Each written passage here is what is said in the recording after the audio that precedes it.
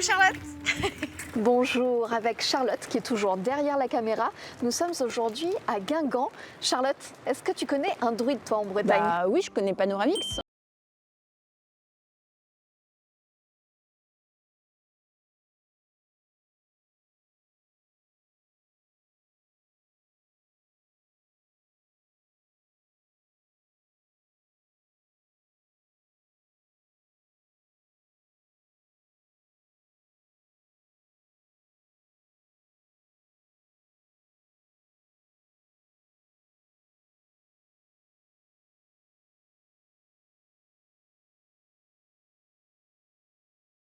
Recevoir chez toi? Mon bureau. Et ta bibliothèque aussi? Une partie de ma bibliothèque, parce que je ne sais plus où les mettre. Chacun ses addictions. Moi, j'ai choisi la lecture. Alors, ma C que j'ai mise là, parce que dès qu'on fait des cérémonies, hop là. Et que. Qu'est-ce que c'est? C'est ma robe de druidesse, mais qui est à laver, parce que dès qu'il pleut. Ah là là, t'as eu une cérémonie dernièrement et... Ah oui, Imbolc. Et tout était trempé. On a un proverbe en breton qui dit Gleborendouar Gedarglau. La terre est plus mouillée que la pluie. Donc moi je préfère, j'ai ma technique, laisser sécher, après je brosse quand la boue est sèche. Je t'avoue que j'ai du mal à comprendre que même en brossant, t'arrives à t'en Si, mais sortir. le trempage, comme les Donc comme tu mets les dans un grands-mères. seau? Je laisse tremper, je brosse, je remets à tremper, savon de Marseille. Hein. Ok. Et je rebrosse, et puis au bout de 4-5 fois, des fois c'est 3-4 jours de trempage quand même. Hein. Ah oui. Faire à repasser, c'est reparti. Ah ouais, Voilà. d'accord. On va me suivre dans ma cuisine des Gemermad. Le seul prix que j'ai jamais gagné au salon de l'agriculture, j'ai fait partie d'un jury canin, Ah oui, alors que j'y ok. connais rien.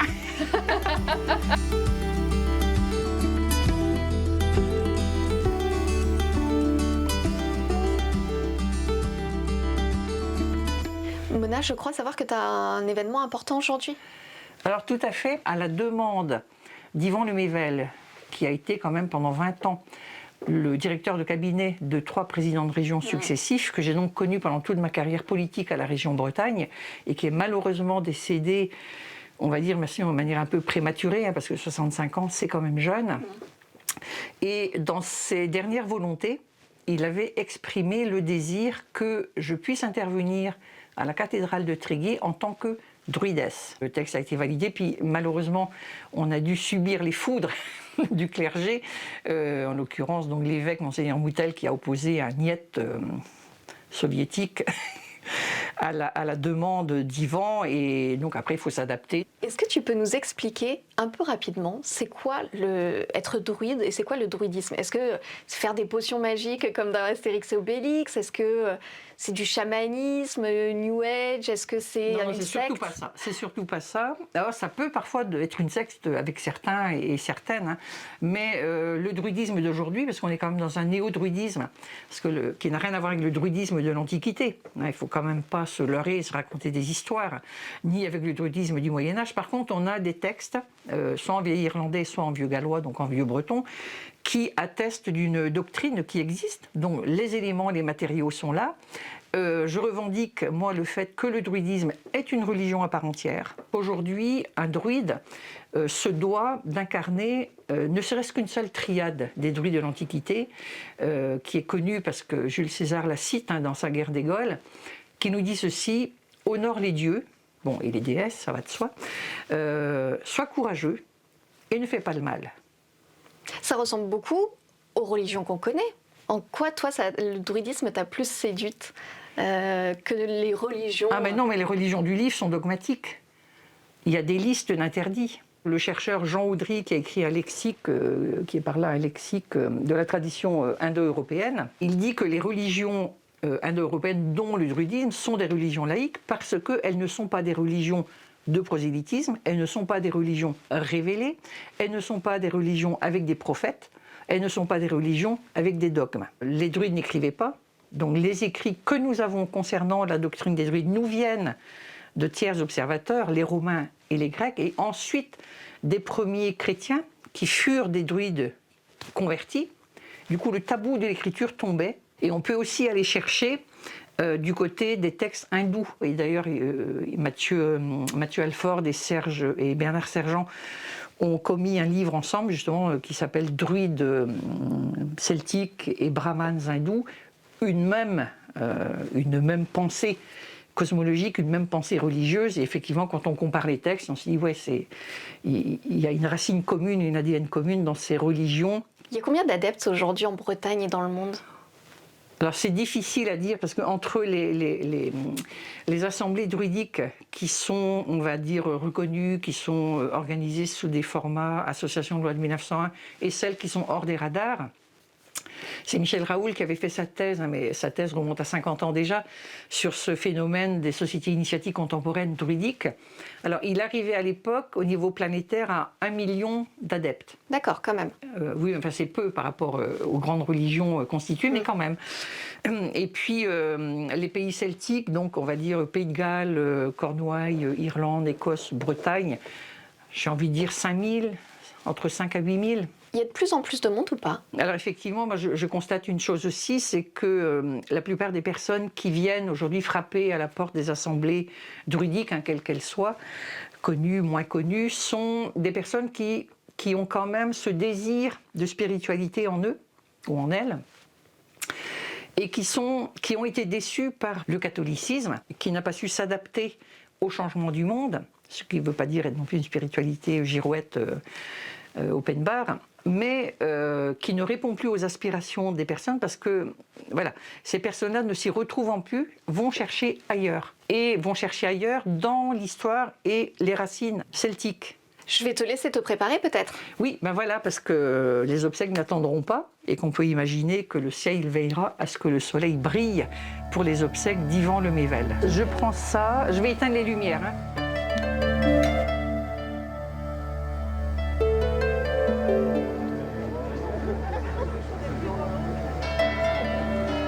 Donc je vais lire, parce qu'il fallait absolument que je sois présente quand même dans les personnes qui interviennent. Et donc avec Sandrine, la veuve d'Yvan, nous avons opté pour la lecture d'un poème qui est aussi un poème d'un ancien barde gallois du IVe siècle.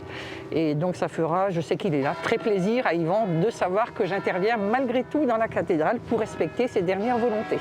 Il y a 5 personnes, c'est ça en tout, qui prennent la parole là? Eh bien de mémoire, il y a Jean-Michel Le Boulanger.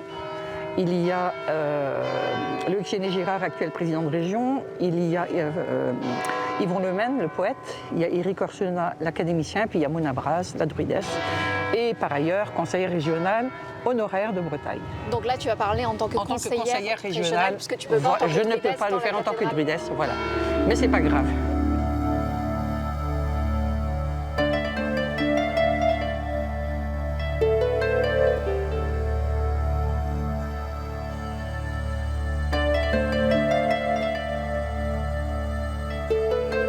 Sandrine Le Mével, bonjour. Bonjour. Toutes mes condoléances déjà. Merci beaucoup. Belle cérémonie. Pourquoi, là, il y a eu Mona Braz qui a dit un petit mot, alors plus en tant que conseillère régionale honoraire, mais il voulait sa présence aussi en tant que druidesse. Tout à fait. Pourquoi il a fait cette demande? Pourquoi il avait ce souhait? Parce qu'Yvan est breton. Et quand on est breton, on a des racines très profondes. Et la culture celte, la culture druidique est plus ancienne que la culture chrétienne. Il a voulu passer par cette cathédrale, qui est la capitale du Trégor, qui est son pays. Et il voulait absolument que sa Bretagne soit à ses côtés au moment de partir. Et dans sa Bretagne, il y a les druides. Pourquoi absolument Mona Braz? Il voulait une femme. Il y a le curé qui officie pour la célébration, pour la cérémonie religieuse chrétienne, catholique en l'occurrence. Et il voulait une druidesse qui fasse le pendant de l'autre partie de la spiritualité bretonne. On peut dire qu'il était féministe? Absolument féministe. Je crois qu'il l'était même plus que moi. C'est quelqu'un qui a cherché à faire en sorte que les femmes aient le plus de pouvoir possible. Et il avait même une expression qui disait qu'il faut se souvenir que la testostérone fait déconner. Parce que les hommes se fient à leur ego et non pas à leurs compétences. Beaucoup d'entre eux se fient à leur ego et pas à leurs compétences, alors que les femmes doutent de leurs compétences, ce qui fait d'elles des personnes très exigeantes et donc très compétentes, du coup. Donc voilà, il était extrêmement féministe et donc on ne peut rien échanger, il ne peut pas avoir un officiant femme pour la religion chrétienne, pour cette célébration religieuse. Donc il fallait absolument une femme qui puisse rappeler qu'il y a une autre spiritualité en Bretagne et qu'il y a possiblement des femmes qui le sont. renseigner pour savoir où est le micro. Un crayon, toi, peut-être? Ah, j'en ai un, ça y est, j'ai trouvé. Alors, c'est pour trouver l'endroit où je parle de monsieur le curé. Voilà. Ben, c'est dommage. C'est un peu dommage, mais on s'est salué, je suis allée le saluer. Et bon, mais ça passe bien entre nous, il n'y a aucun problème. Ah ben oui, bien sûr. Ah bah c'est bien. Je vais donner la parole à Mona Braz. T'as vu où il faut parler? Oui, j'ai vu, il faut parler dans l'esquiveau. Merci Sandrine. Ce qui suit pourrait s'apparenter à la prophétie perdue et retrouvée de Merlin. Merlin l'enchanteur. Pourquoi? Eh bien parce que, annonçant le décès d'Ivan, le télégramme du 26 décembre 2025 titrait ceci. Certains disaient de lui qu'il était un druide. Et plus loin, au-delà d'être un fin connaisseur et un grand serviteur de la Bretagne. Il incarnait effectivement la figure du druide, tel que le citait le télégramme, qui était dans le monde antique le conseiller du roi, dans l'intérêt du royaume, roi qui ne décidait qu'après l'avoir écouté. Cette antique solidarité, une solidarité intime entre le roi et le druide, se manifestait à la région Bretagne. Alors certes, Yvan n'était pas barbu, ne portait pas une longue robe blanche ni une serpe. Au contraire, Yvan, c'était un man in black. Mais je dirais même plus, un man in black et d'équerre. Parce qu'il avait toujours une caisse à outils de solutions prêtes à servir dans les cas où il fallait trouver une issue pour sortir d'une impasse, mais sans léser les parties concernées. On va retrouver là les savoirs, le savoir-être et le savoir-faire et la sagesse du druide, incarné par Yvan. Ramos Kandou Arbreisevi dout Yvan. Merci. Est-ce que vous pouvez me dire qu'est-ce que vous avez pensé des souhaits d'Yvan de réunir autant de personnalités différentes aujourd'hui? Je savais qu'une druidesse parlerait parce que Yvan m'en avait parlé. Ça ne m'étonne pas parce que un de ses talents était de rassembler la diversité des sensibilités, la diversité des croyances aussi d'ailleurs. Nous avons effectivement la religion pour ceux qui croient, notamment la religion catholique, très présente en Bretagne, jusque dans la pierre, jusque dans nos édifices. Et nous avons les forces de l'esprit de ceux qui ont d'autres croyances. Et puis il y a les forces celtes avec les druides. Et tout cela fait la Bretagne. Et ça ne sert à rien d'essayer de trier, ça ne sert à rien d'aller vers la pureté. La Bretagne, elle est un mélange. Et je crois que là, on en avait un bel exemple. Et c'est la Bretagne, c'est-à-dire que la Bretagne est une terre qui est devenue catholique et c'était aussi la culture d'Yvan. Mais cette culture catholique, elle s'est construite sur une autre culture, qui est la culture druidique et qui reste dans le fond légendaire, qui reste dans des guerzes, qui reste dans des chants nombreux et aussi dans des poèmes et dans des parts d'imaginaire que l'on peut porter en nous. Est-ce qu'il parlait de druidisme aussi? Non, Yvan, il parlait plus, encore une fois, des forces de la Bretagne. Il pouvait convoquer effectivement les forces celtes, il pouvait convoquer notre histoire, y compris religieuse, et il convoquait souvent les grands hommes et femmes qui ont fait la Bretagne. Plus on est enraciné et plus on est universel.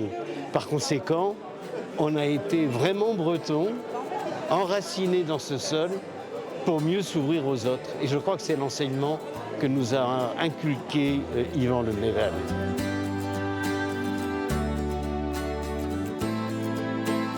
Mona, comme je le disais en début d'émission, tu es une figure druidique mais aussi politique. Tu as été 24 ans, tu me dis si je dis des bêtises, 24 ans à la région Bretagne, 24 ans à la mairie de Guingamp. Tout à fait. 17 ans à la région Bretagne. Voilà. Est-ce que c'est difficile de concilier l'étiquette de druidesse et politique?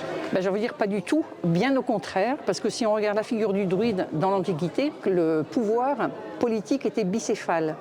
C'est-à-dire que le roi avait un conseiller qui était un druide. Donc le druide conseillait le roi qui ne prenait sa décision et ne parlait qu'après le druide. Donc le fait d'être élu, au contraire, ça me faisait renouer avec d'anciennes racines celtiques où le politique était un mélange de pouvoir, on va dire, civil, et un mélange de pouvoir sacerdotal. Il n'y a jamais eu de moquerie ou de remarques. Il faut dire peut-être, parce que je ne l'ai pas dit aussi dans ton parcours, Jean-Yves Le Drian est venu te chercher et vous avez fait basculer la région de droite à gauche à l'époque. C'est-à-dire qu'à l'époque, j'étais sur la liste UDB vert au premier tour. Alors UDB, c'est l'Union démocratique bretonne, un parti autonomiste breton de gauche et écologiste.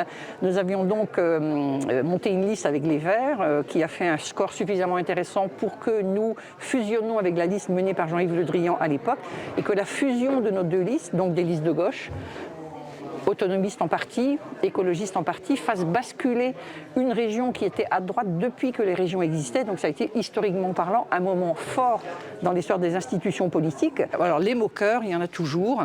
Alors il est vrai par contre que une fois que j'ai été élue au conseil régional, les responsables de l'UDB, Éric Gourmelin notamment, mais Jean-Yves Le Drian aussi, m'avaient dit si tu pouvais rester un peu discrète sur ton engagement parce que les druides n'ont pas forcément une réputation de sérieux dans l'opinion générale et comme tu es maintenant conseiller régional, donc, du coup j'avais mis un peu le bémol sur mes activités, ne participant qu'au Gorses d'Igor et à certaines célébrations comme ça, mais tout en payant ma cotisation et en restant quand même dans cet état d'esprit druidique. Alors justement, c'est quoi être druide aujourd'hui? Il y a des cérémonies, vous faites des cérémonies comme les enterrements ou les mariages? Tout à fait, puisque donc le druidisme est aussi une religion. On vient nous chercher régulièrement pour célébrer un mariage, un baptême, on va dire une présentation d'enfants à l'univers, des obsèques, des accompagnements de personnes en difficulté. Donc finalement, nous sommes aussi dans une prêtrise, mais là, que l'on soit homme ou femme. C'est-à-dire que là aussi, il faut être suffisamment à la fois carré, bien enraciné, pas perché, pour pouvoir accompagner des personnes encore aujourd'hui. Ce sont des boîtes qui ont vécu. Plein de reportages en campagne.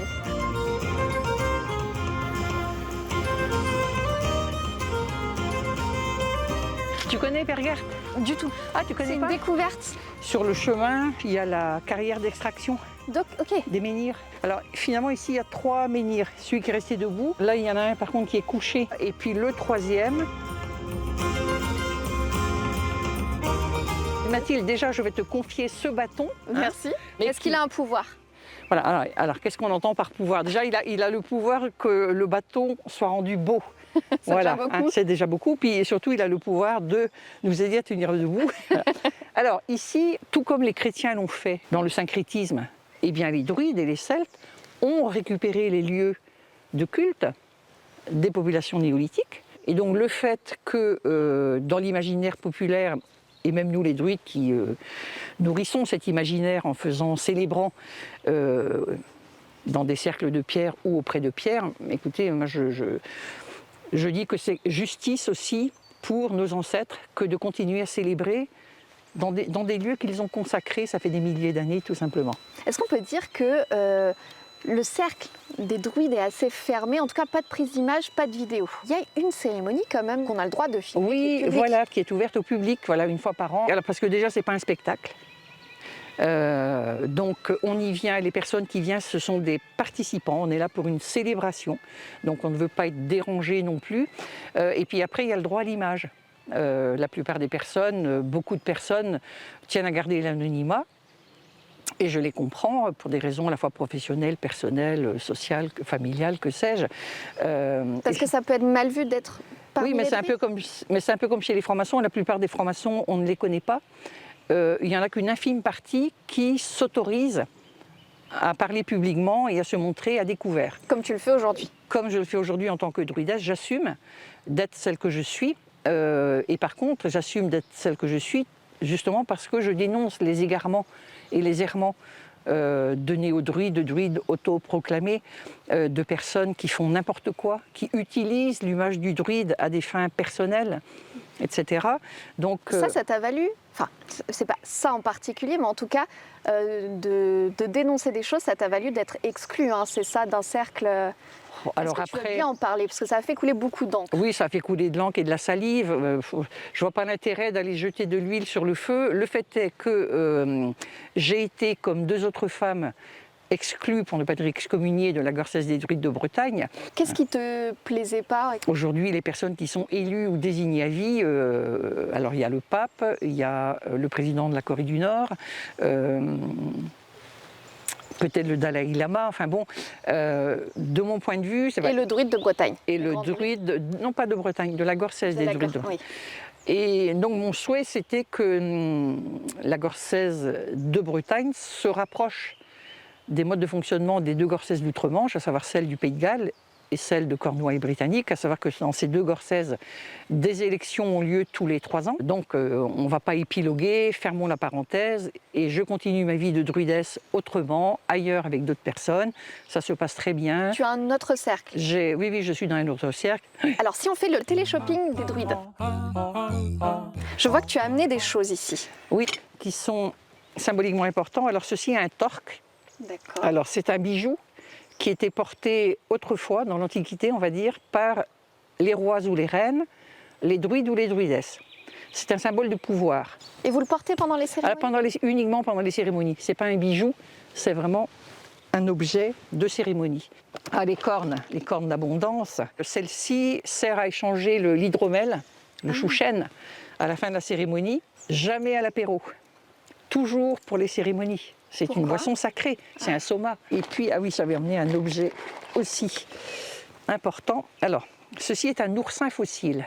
Ça représente l'œuf du monde.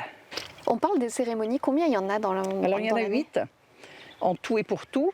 Vous allez donc avoir les 4 fêtes cardinales, les 2 solstices, les 2 équinoxes, ça tout le monde connaît, c'est même universel.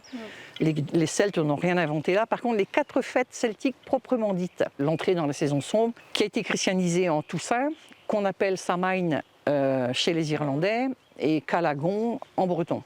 Après la 2e fête celtique, on vient de la célébrer là justement, 1er février. Chez les Celtes, c'était ce jour-là qu'on entrait dans le printemps. Après la 3e fête celtique, qui marque la fin de la saison sombre et l'entrée dans la saison lumineuse, le 1er mai. Et puis la 4e et dernière fête celtique, 1er août. Avant de quitter le lieu, je vais le remercier, sachant que ce sont les animaux qui vont venir... Les manger? Ben oui, il y a quand même des écureuils, des oiseaux, des petits rongeurs qui vont apprécier d'avoir quelques noix grignotées et quelques pommes du jardin. C'est la période dure. Et on va aller dans le séjour. Est-ce que je vous offre un petit café? Ah bah avec plaisir. Thé ou café? Plutôt thé ou tisane, moi. Très bien. On va se mettre là.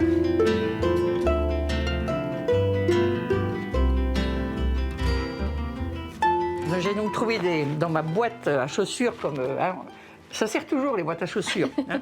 Donc un tas de photos que j'ai réussi à récupérer dans un vrac pas possible. Mona, si on retrace son parcours, tu me dis si je me trompe et si je dis une bêtise. Tu es née à Guingamp. Oui, tout à fait. Tu as 70 ans cette année. Oui. Tu auras 70 ans, tu es née dans une famille communiste, tu as fait des études de droit à Rennes, des études aussi de psychologie clinique. Tu es mère de 4 enfants, grand-mère de 4 petits-enfants, arrière-grand-mère d'un petit garçon. Oui. À la base, toi, tu voulais être curé.